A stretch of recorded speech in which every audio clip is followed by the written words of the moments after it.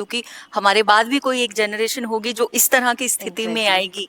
हर 5 साल के बाद आपकी दुनिया बिल्कुल बदलती है, आपका समाज पूरा बदल जाता है, अपसाइड डाउन हो जाता है। तो कुछ ऐसी बातें होती हैं उस समय जो आपको गाइड करती हैं, आपका एक पाथ ब्रेकर बनती हैं, आपका एक पाथवे शो करती हैं।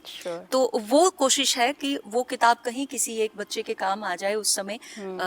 जैसे मेरे लिए मेरे पापा थे, बताने के लिए मेरी बहनें थी, कुछ ऐसे भी बच्चे होंगे जिनके पास, क्योंकि आप जानते हैं आजकल परिवार छोटे हो गए हैं, एक एक बेटी, मेरी भी एक ही बेटी है, पेरेंट्स भी बिजी रहते हैं जी। और वो और बता नहीं पाते किताबें चीजें। अगर बोलूँ ना, किताबें मैं लिखी भी इसलिए नहीं लिखी कि मुझे बहुत शौक है लिखने का, या शौक अब है लिखने का शौक, लेकिन पहले नहीं था।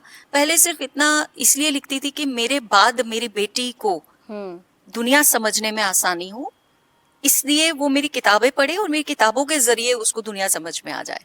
तो मैं इसलिए लिखना शुरू किया था। तो फॉर्चुनेटली